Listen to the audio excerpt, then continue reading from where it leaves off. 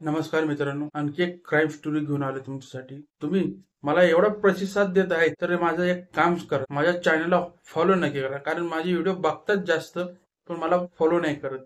जर माझे व्हिडिओ तुम्हाला आवडत असतील आणि माझे व्हिडिओ असे कायमस्वरूपी तुम्हाला बघायचे असतील तर कमीत कमी 1000 फॉलोअर्स सबस्क्रायबर पूर्ण करा आणि माझा वॉच टाइम कंप्लीट करा।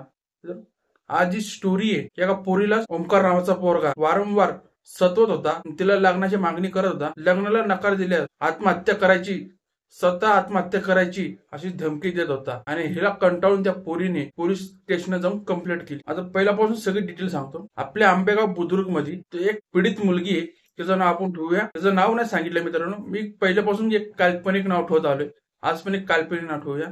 आज तिचं नाव स्वाती ठेवूया आणि त्या पोराचं नाव सांगितलं गेलं, त्या पोराचं नाव आहे ओमकार। स्वाती जी आहे 17 वर्षाची असल्यामुळे आंबेगाव बुद्रुकला रेग्युलर कॉलेजला जायची, कॉलेजला आल्यावर घरी बसायची। कॉलेजला जात असताना रस्त्यामध्ये ओमकार त्याला रोज प्रपोज करायचा आणि प्रपोज करायचा आणि त्याला लग्नाची मागणी टाकायचा, पण स्वाती लग्नाला सक्त नकार द्यायची आणि तो म्हणायचा, तू जर मला हा नाही म्हणली तर मी माझ्या जीवाचं बरं वाईट करून घेईन।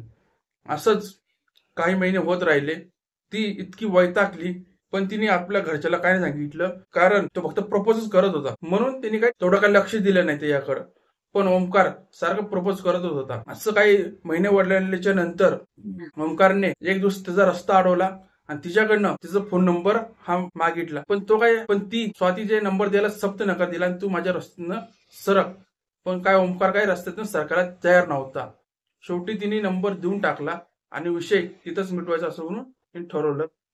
पण इथून पुढे विषय वाढतच गेला मित्रांनो।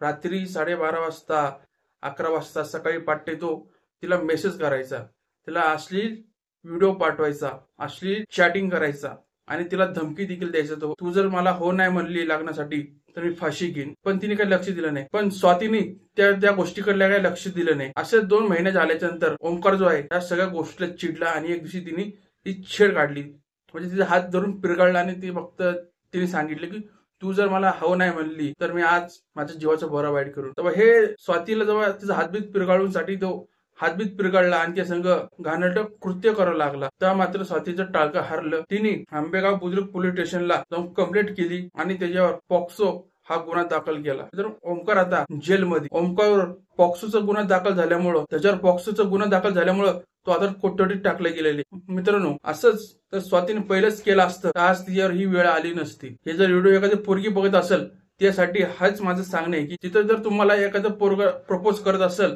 आणि तिथं तुम्ही त्याला नकार द्या, पण दुसऱ्या टायमाला तो तसं करत असेल परत येऊन, तर तिथंच तुम्ही 100 नंबर डॉयल करा आणि पोलिसांना कळवा। असे लोक तुमच्या मागे लागत असतील आणि सावधान राहा, मी एवढंच म्हणेन। मित्रांनो, आज एवढीशी स्टोरी इथे संपवतो। माझा जर व्हिडिओ तुम्हाला आवडत असेल तर चॅनलला नक्की सबस्क्राईब करा।